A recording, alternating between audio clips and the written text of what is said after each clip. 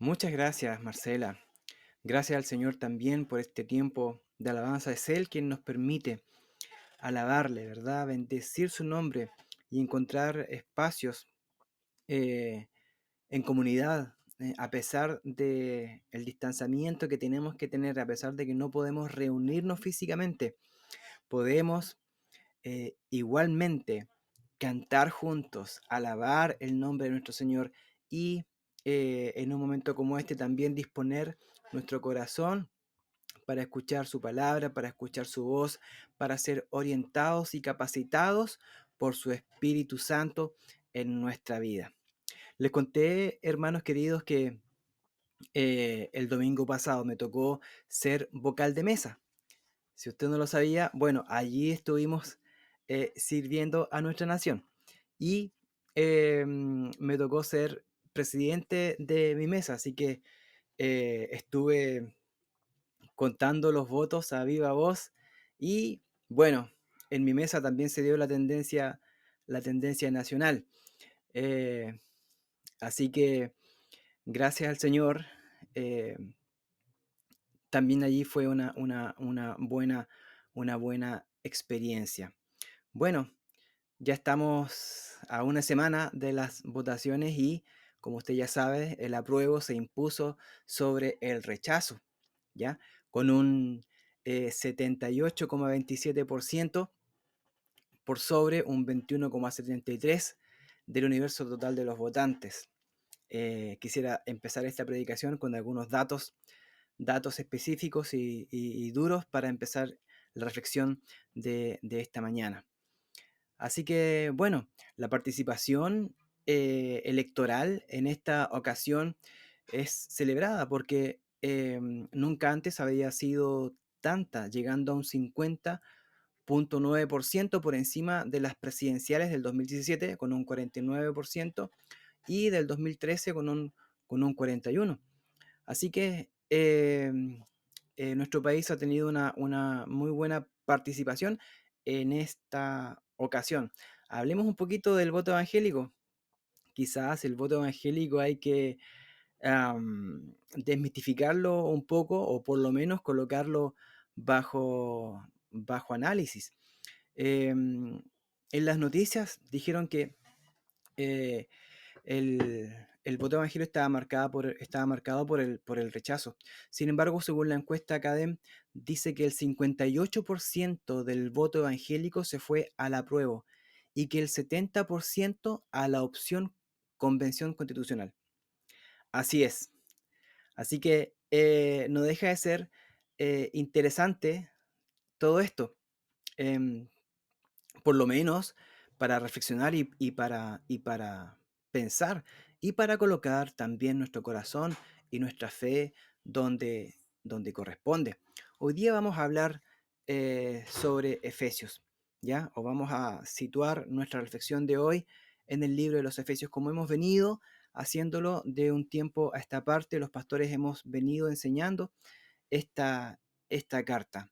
Tal parece que em, la situación civil que estamos viviendo junto con la situación global nos indican que a lo mejor el mundo no va a mejorar. De hecho, el mismo Señor nos dijo que en este mundo tendremos aflicciones, pero que debíamos confiar porque Él ha vencido el mundo. Así que eh, nuestra única esperanza siempre ha sido el Evangelio de Jesucristo, ¿ya? Y ese Evangelio se explica claramente en los primeros capítulos de la carta a los Efesios. La carta a los Efesios está dividida en dos partes. Primero, de los capítulos 1 al 3, está la historia completa del Evangelio de Jesucristo, ¿ya? Y de los capítulos 4 al 5 se explica cómo el Evangelio debe afectar a la vida suya y a la vida mía, cómo el Evangelio debe afectar la vida práctica. Es como si la primera parte de la carta a los Efesios fuese la parte teórica de los capítulos 1 al 3 y luego los capítulos del 4 al 6 fueran la parte práctica, es decir, cómo el evangelio que se explica en los primeros 3 capítulos impacta la vida de una persona y también de nuestras sociedades en lo práctico, en la vida personal, en la vida familiar, en nuestras comunidades. Así que la carta del apóstol Pablo se vuelve más pertinente hoy más que nunca, más que nunca. Y la parte que nos corresponde en esta ocasión, en este día, es Efesios 4, 17 al 21. Y hemos titulado la, esta reflexión como oscuridad de mente. Ya verá usted por qué. Primero, oremos. ¿Le parece? Oremos. Señor y Padre Celestial, muchas gracias por estar con nosotros. Encomendamos, Señor, nuestro pensamiento, nuestro corazón a tu presencia, de tal manera que impacte nuestra voluntad. Señor, sujetamos nuestro corazón a tu voluntad. Señor, gracias por estar con nosotros y bendecirnos con tu presencia y la guía de tu Espíritu Santo. Señor, condúcenos en esta hora hacia tu verdad y hacia tu voluntad. En el nombre de Jesús. Amén. Amén. Muy bien. Esto es lo que dice Efesios 4, 17 al 21. Usted lo puede buscar si quiere en su Biblia. Allí yo voy a estar también colocando en la pantalla algunas frases que tienen que ver con los versículos, pero es muy bueno y mejor que usted tenga la Biblia abierta también en su casa. Efesios 4, 17 al 21 dice, esto digo pues, y afirmo juntamente con el Señor, que ya no andéis así como andan también los gentiles, en la vanidad de su mente, entenebrecidos en su entendimiento, excluidos de la vida de Dios por causa de la ignorancia que hay en ellos, por la dureza de su corazón. Y ellos, habiendo llegado a ser insensibles, se entregaron a la sensualidad para cometer con avidez toda clase de impurezas. Pero vosotros no habéis aprendido a Cristo de esta manera. Si en verdad lo oísteis y habéis sido enseñados en él conforme a la verdad que hay en Jesús. Ahí está. Palabra del Señor, y el apóstol Pablo, inspirado por el Espíritu, escribe, ¿no es cierto? ¿No es cierto? A esta carta a los Efesios. Y estas palabras hacen eco en nuestra vida, en nuestro corazón y en nuestra época, en nuestras familias y en nuestras sociedades. Lo primero que dice el versículo 17 es esto. Esto digo pues y afirmo juntamente con el Señor, que ya no andéis así como andan también los gentiles en la vanidad de su mente. Bien, el apóstol Pablo afirma juntamente con el Señor, juntamente con el Señor. ¿Qué está haciendo acá? Él está afirmando solemnemente que les escribe con la autoridad del Señor, ¿ya? Escribe con la autoridad del Señor Jesucristo. La esencia de este mensaje es muy simple y podemos resumir toda la reflexión de hoy solamente con una frase. Ya no andéis como los gentiles. Ese es el mensaje esencial. Ya no andéis como los gentiles en la vanidad de su mente. ¿Ya? Así que, eh, explicaciones que a lo mejor usted ya conoce, muy sencillas, muy básicas, es algo muy básico, es saber quiénes son los gentiles. Bueno, en el mundo judío, los gentiles son simplemente todos aquellos que no son judíos, ¿ya? Todos aquellos que no son judíos. Sin embargo, acá también se entiende que se refiere no solamente a eso, sino también a todos aquellos que no profesaban, ya que no caminaban en la fe de Jesucristo, en la fe cristiana. ¿Mm? Y andaban entonces en la vanidad de su mente. ¿Qué significa esto? Andar en la vanidad de sus mentes. Eh, Podríamos pensar que andaban meramente enfocados mentalmente, enfocados en cosas superficiales, en cosas temporales. Eh, pero al parecer el versículo 18 nos va a ir mostrando que no es tan simple, que no es tan sencillo, que no es tan superficial y que a lo mejor hay una profundidad que el versículo 18 nos va a mostrar, pues tiene la respuesta en cuanto a qué significa esto de andar con una mente superficial o en la vanidad de la mente. Así que bueno, vamos a ver qué dice el versículo 18. ¿Qué dice el versículo 18? Entenebrecidos en su entendimiento, excluidos de la vida de Dios por causa de la ignorancia que hay en ellos por la dureza de su corazón. Aquí hay una escalera descendente de 4 pasos que nos llevan al fondo del asunto. ¿Qué será estar, como decía el versículo 17, en vanidad de su mente? Bueno, eh, no podemos decir solamente que se basa que se basa, bien digo, en cosas superficiales o que las personas están enfocadas en cosas superficiales y temporales. El versículo 18 nos dice cosas mucho más profundas.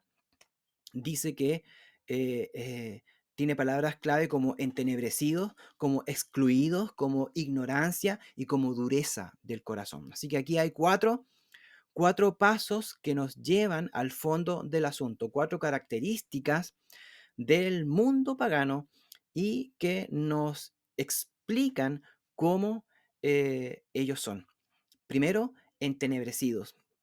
La traducción literal para entenebrecido es simplemente oscurecido, ¿ya? El entendimiento de ellos está oscurecido y esa es la primera característica. Hay falta de luz y usted sabe que la luz del mundo que hace que retroceda toda tiniebla y oscuridad es Jesucristo.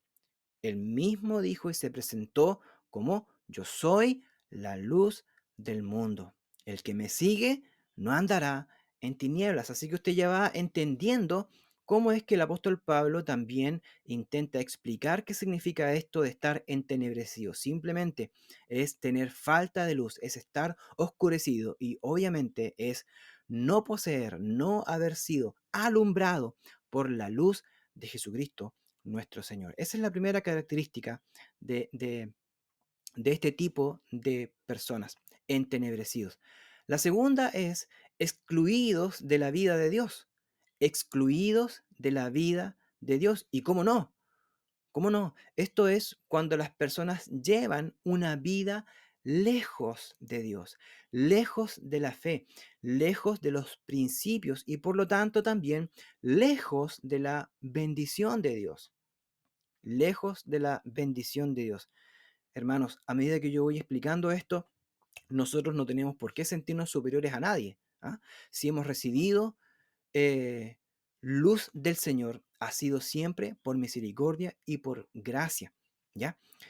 Por una, por el, el amor de Dios que se manifestó a favor de nuestra vida. Esa fue la única manera en que nosotros recibiéramos la luz de Cristo y no fuéramos excluidos de la vida de Dios. Ya vamos a explicar esto también más adelante, pero a medida que voy explicando cómo es la vida de un no creyente, de alguien que no tiene la fe de Jesucristo, también al mismo tiempo que vamos aprendiendo, también nuestro corazón debe irse llenando de gratitud al Señor, porque no hay mérito en nosotros. Nosotros sí hemos recibido la luz de Cristo y hemos sido incluidos, no excluidos, sino incluidos en la vida de Dios, esto ha sido por pura bendición y gracia del Señor. Eso para que no se nos infle el pecho, ¿ya? Así que esto es cuando las personas, si están excluidos de la vida de Dios, es cuando las personas llevan una vida lejos de sus principios y por lo tanto lejos de su bendición. Y otra cosa que podemos decir acá también es que vale la pena orar por nuestros familiares y seres queridos que aún no llegan a la luz de Jesucristo, ¿verdad? Porque estamos de alguna manera también describiéndoles a ellos. No yo, el apóstol Pablo, y la palabra de Dios es quien es lo que trae luz hoy día. En tercer lugar, ignorantes.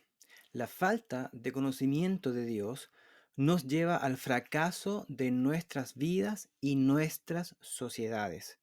No hay sociedades ni vidas prósperas sin Dios, sin considerar sus leyes, sin considerar los propósitos detrás de todo lo que Él ha diseñado.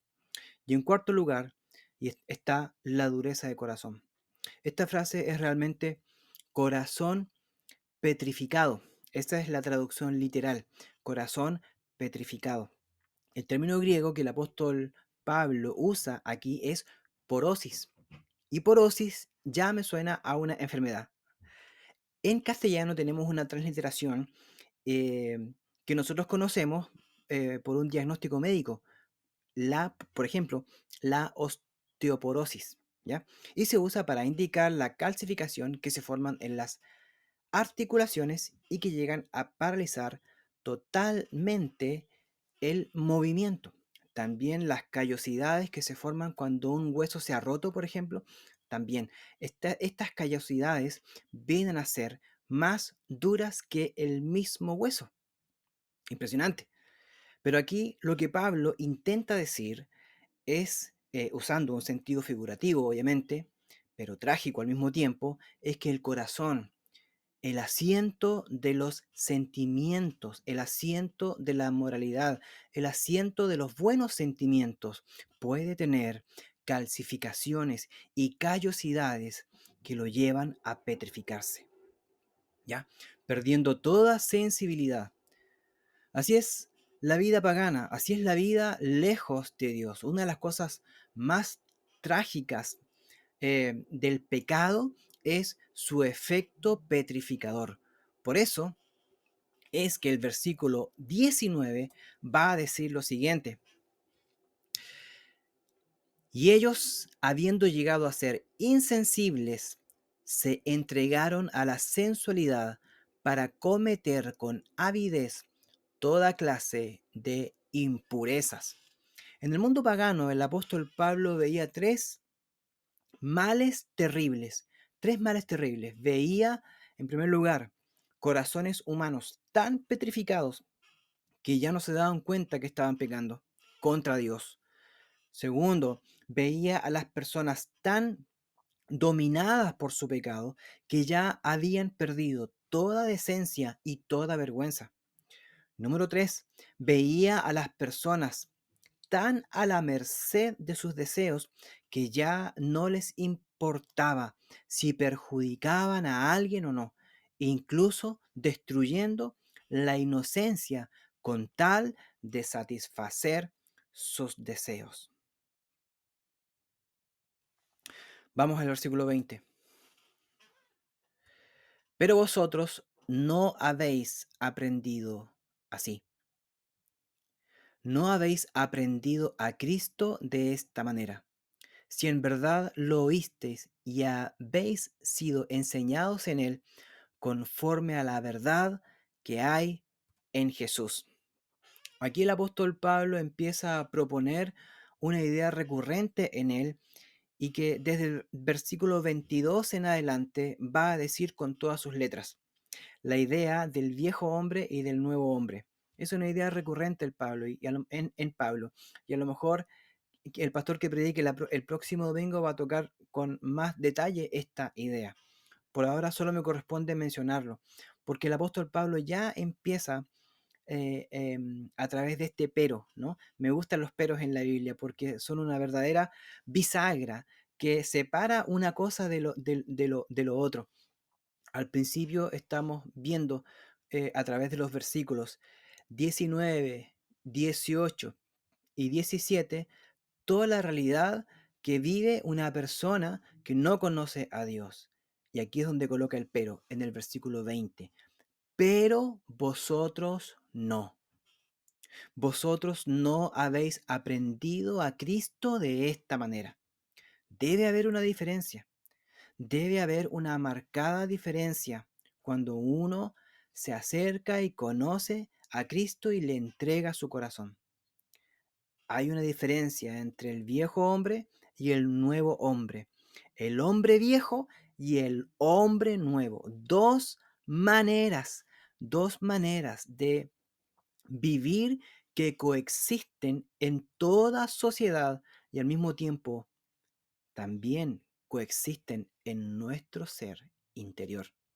En cada uno de nosotros también convive el hombre viejo y el hombre nuevo.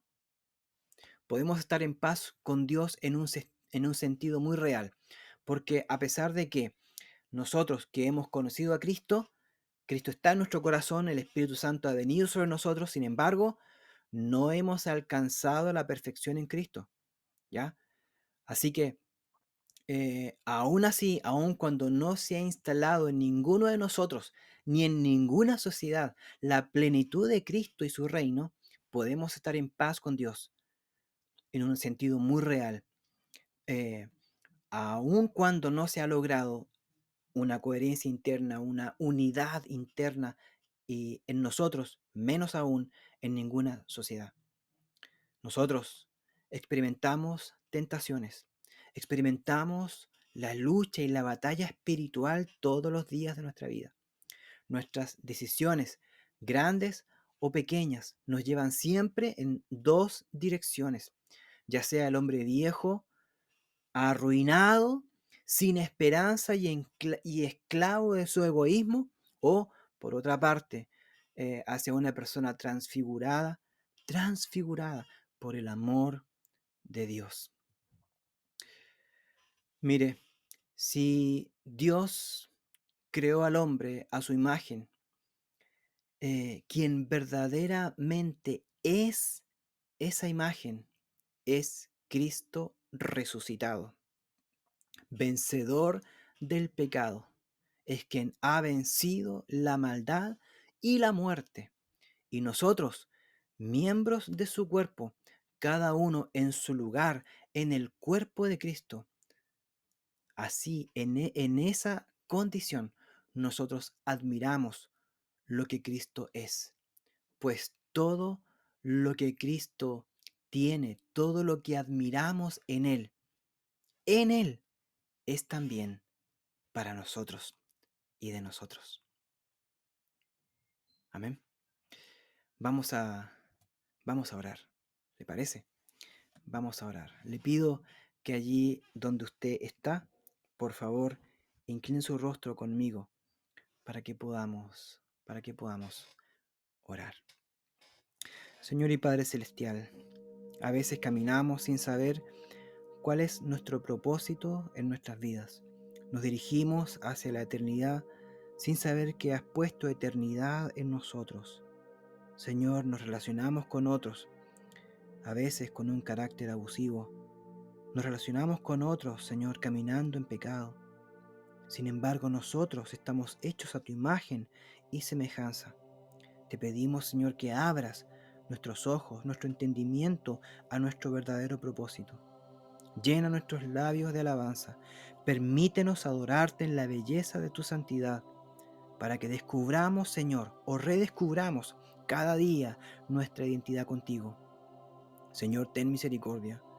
Ayúdanos para que cada vez que enfrentemos la vida, cada vez que enfrentemos un día, oremos, Señor, oremos, y el cielo se abra sobre nuestras cabezas y nos invada una convicción de tu presencia en todo lugar.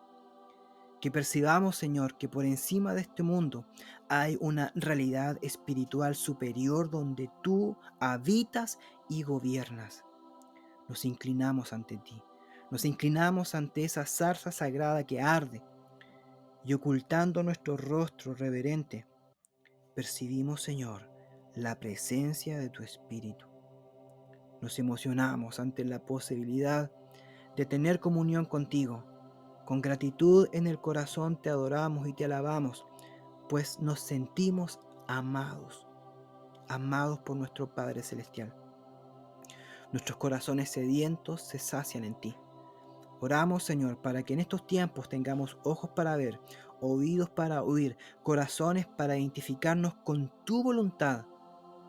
Y oramos para que nos libres, Señor, de de los dardos de nuestro enemigo, nos libres del estancamiento espiritual y nos des una comprensión ungida en estos tiempos. Oramos, Señor, en el nombre de Jesús. Amén. Amén. El Señor le bendiga, iglesia. El Señor bendiga a cada familia. Que tengan un hermoso día.